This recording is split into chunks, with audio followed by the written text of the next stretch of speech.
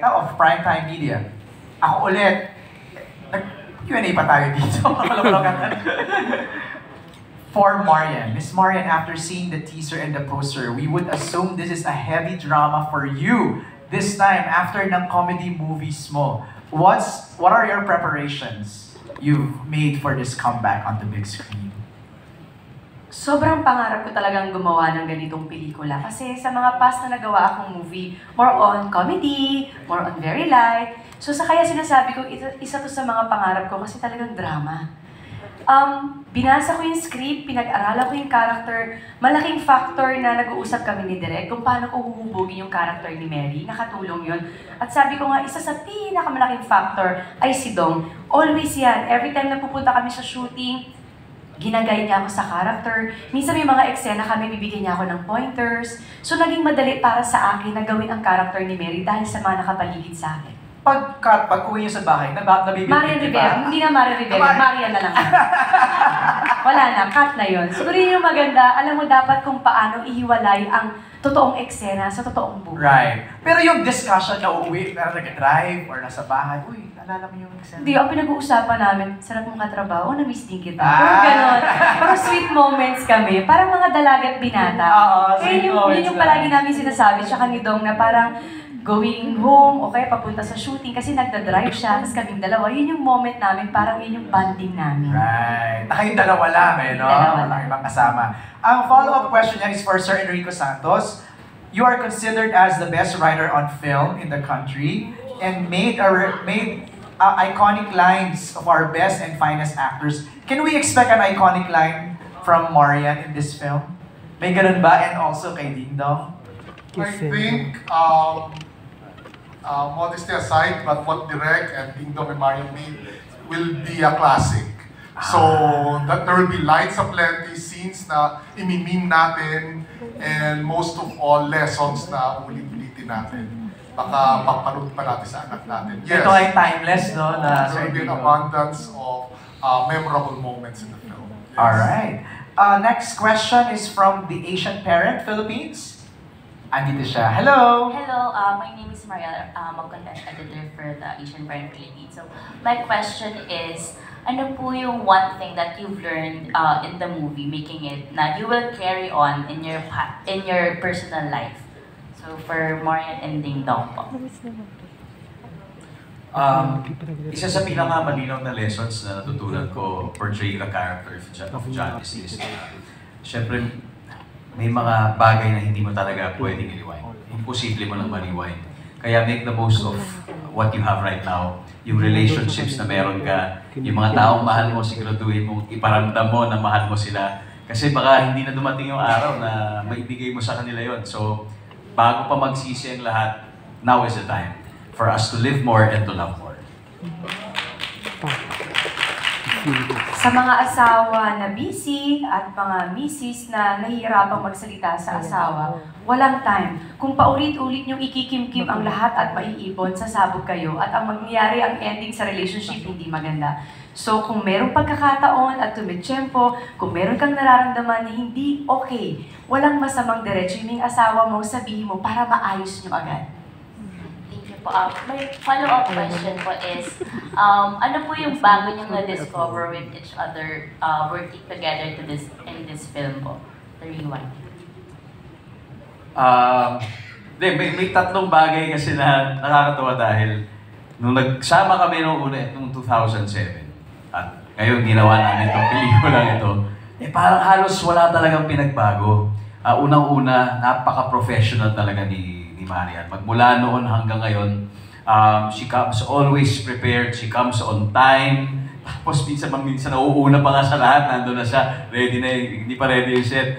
So, very, very professional. Pangalawa, alam naman natin kung gaano siya kagaling bilang isang artista. And of course, she gets better and better throughout the years. And finally, kung paano niya tratuhin yung mga tao sa paligid niya. Kasi magmula noon hanggang ngayon, ganun din.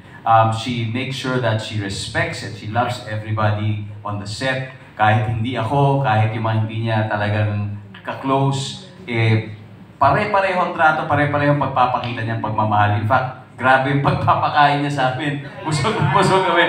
Doon ako nagulat kasi everyday talaga ginugulat niya ako sa menu na pinapadeliver niya. May mga delivery dyan na, uy, bago na naman. Pero favorite kayo shawarma rice. Pero anyway, yun, halos wala talagang pinagbago. Kaya nakakatuwa. Kumbaga yung pakiramdam ko noong una kami nagsama noong 2007, parang nanumbalik. And much more now na, you know, we're sharing something extra special together through this film. Okay. Alright, maraming salamat. Let's proceed now to Alan Sancon. Alan, hi! Hello po. Good afternoon, everyone. Good evening. Congratulations sa trailer. We are moved with the trailer. Yung trailer pa lang. At nakita namin dun pa lang sa trailer na talagang pang-acting awards na yung inyong acting. Especially dong, nakita ko yung dun sa may casket, di ba? Na talagang breakdown ka. So, ano lang masasabi niyo, reaction niyo na parang pang best actor, best actress sa MMFF yung inyong acting for this rewind? Sa akin po, isang malaking karangalan lang na may sa buhay itong script. Lalong-lalo na magawa ko ito together with very good actors and such brilliant creative people under the helm of Direct May. Lalong-lalo na kasama ko pa yung asawa ko. Lahat na yun higit pa sa sapat. Kaya kung ano man po nang dumating, talagang nasa Panginoon na yun kung ibibigay ko niya. How about Marian? Sa puntong nakapasok kami para sa MMFF, sa dami ng nagpasa, the mere fact na nandito kami ngayon, very thankful na kami doon. Siguro kung meron man mangyayari at maibibigay pa, plus na lang yun. Kung anong nabuo dito at anong i-offer namin sa mga tao, very proud na kami doon.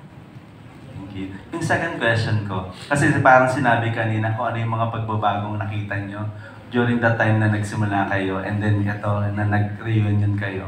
Yung question ko na follow-up is ano naman yung discoveries nyo? The last time you do a movie and this time nagawa kayo ng rewind sa isa't isa.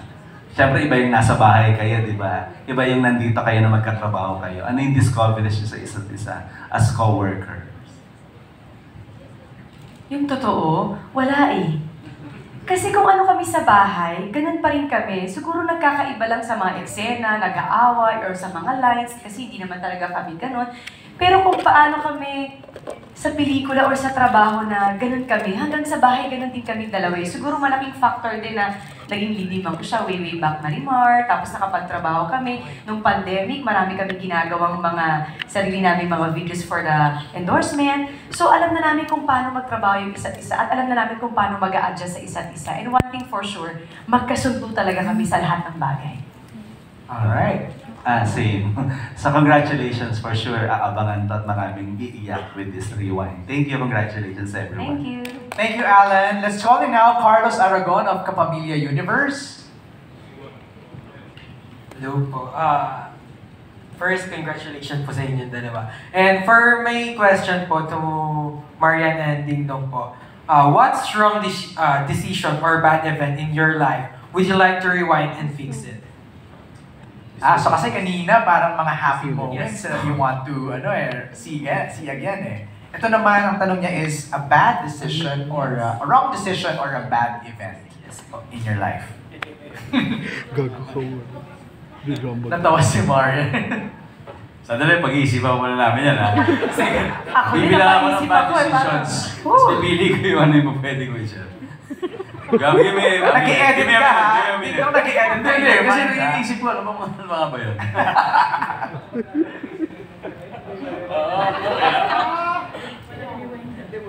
Babalikan ka namin. Ayan. Pero tayong dalawa na lang ha. Pero napakaganda tanong.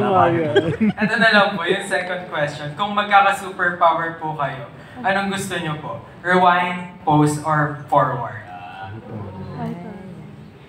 Miss Universe. Thank you for the wonderful question. Ewan ko sa'yo, Joros.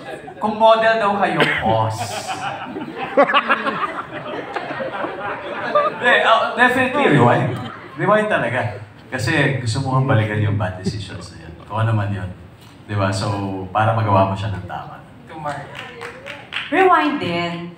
Kasi kapag nangyari na, tapos na eh. Sa forward, pwede mong madaliin. At pag gusto mong tumigil, pwede kang tumigil anytime. Pero yung rewind, mahirap yun. Pero parang gusto ko yung post model. O ayan, binato ko na ha, para tapos na.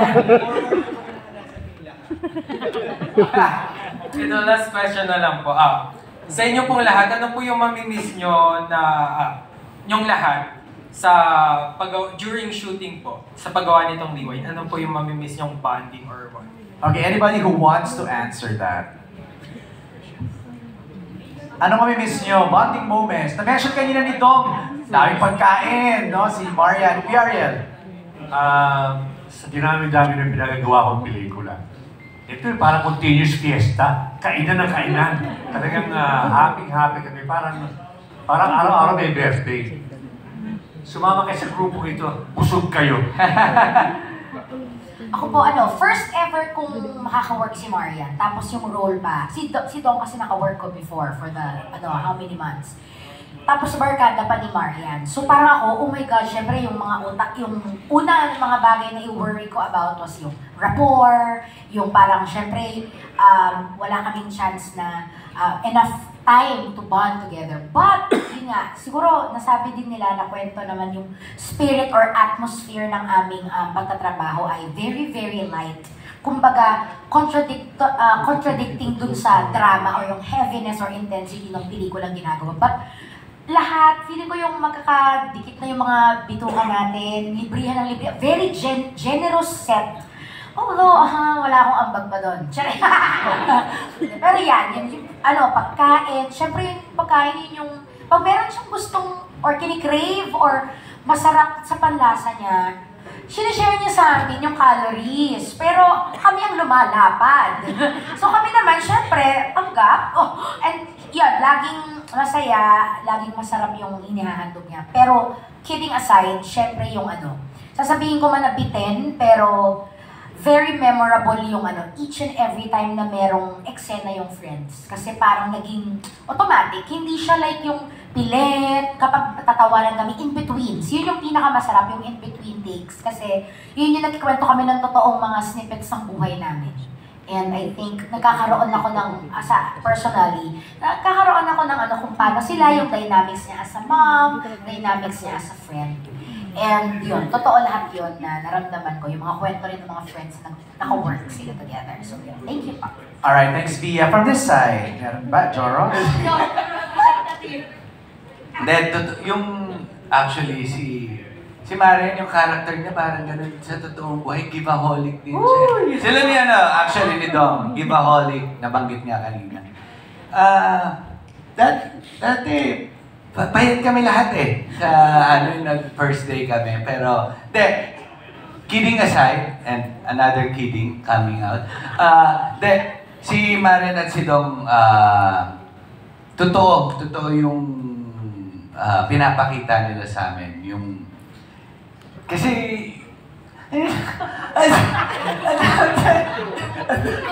ang dami tumatakbo sa isip. Tuwa ka naman. Kung ano yung nakikita nyo sa amin ngayon, ganito rin kami sa set. Nagre-reflect din kasi sa trabaho mo kung paano kayo off-cam Kumbaga nakakatulong yun. So, ayun, ikaw may sabihin na. Sige nga si Jordan. Jordan, ano bang hindi mo makakalimutan sa set? Lagi po yung binibigay na sweet si Tita Marian. Oh. Parang malapad na po ako dati, pero mas lumapad ako. Binibigay ba siya? Dami ko nauuwi na per shoot po, tsaka lagi ko po na-enjoy yung before shooting po and after shooting po yung mga tawa po. Wow! Enjoy naman. Direct, malaking tulong ba yun? Na ganun yung sinasabi nila na it's a happy set. So naging madali yung yung workflow ninyo sa set? Yeah, of course. I mean, kahit ano namang project, basta magaan, basta yung mga kasama ninyo ay lahat magaan kasama, gumagaan yung trabaho, parang lumadali. It was a very happy set, it was a very light set. And of course, ang laking bagay kasi that, syempre our leads are the ones that syempre sila yung they take the lead also. Napakabukas nila, open na open to everyone, not only to the other cast members, but also to the staff. Kinento nga niya na sabi niya nung start daw ng shoot, lalapit yung staff sa kanya. Miss Marian, ganito po, Miss Marian. Nung mga padulo na, ate! Parang sumobra komportable na. Tapos meron ng lumalapit sa kanya na staff, gusto nang palitan si Dong. Pero yes, it is a very light set. Masaya. Kaya, like what you asked, ano yung mamimiss? It's the rapport, yung pagsasama. Kasi parang naging pamilya kami even for a short while. At of course, ang calories, my belly, Mrs. Yan. My double chin, Mrs. Yan. Sa pagpapakain niya.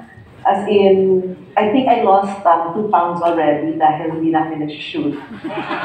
But syempre yun, the company, that's one thing. That, the experience of creating this film together, yun yung what I miss about the project. All right, thank you, Direk May. Let's move now to Christian